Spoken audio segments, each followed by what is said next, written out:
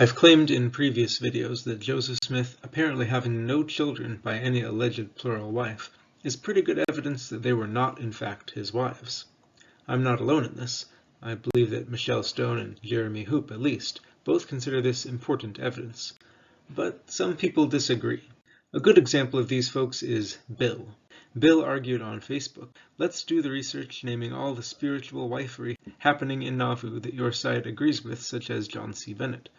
And then let's see how many children in that lot were born to those men. My understanding is that there are only 1 or 2.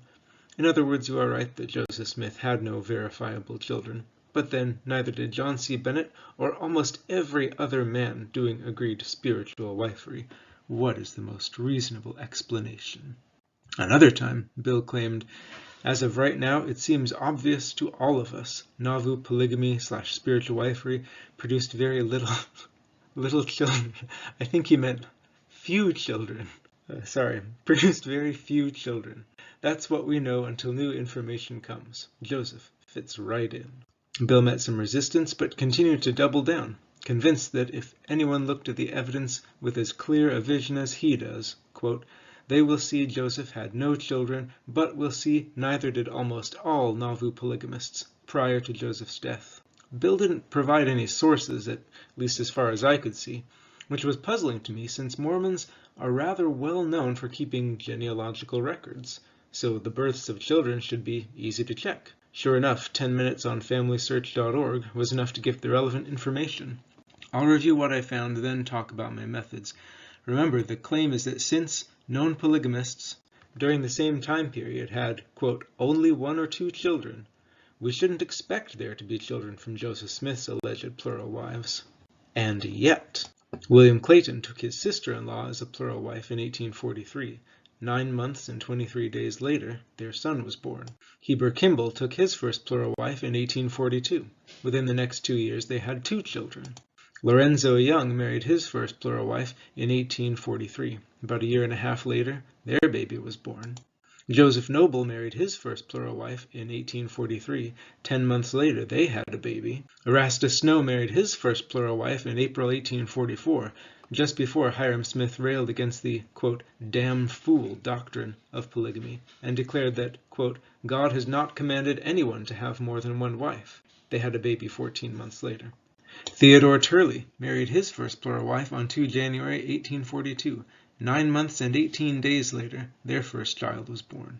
It's amazing to me that people like Bill can assert something with complete confidence, while they are in fact utterly wrong, and apparently haven't even bothered to check if they are wrong.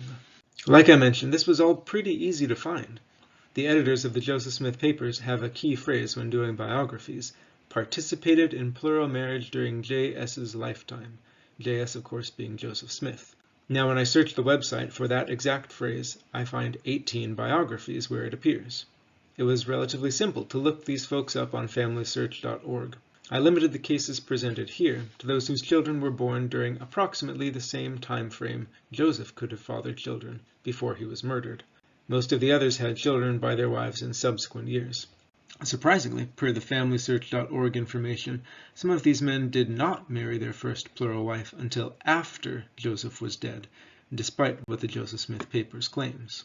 But even if we're generous and count the people who apparently weren't plurally married until after Joseph died, and count Hiram Smith, who the Joseph Smith papers incorrectly list as a polygamist, fully 1/3 of these men had children with their plural wives during the time frame that Joseph should have been doing the same, and yet no children have been found from Joseph except from Emma Smith. When Joseph died, most of these men were married to their polygamous wives for 2 years or less, and produced children.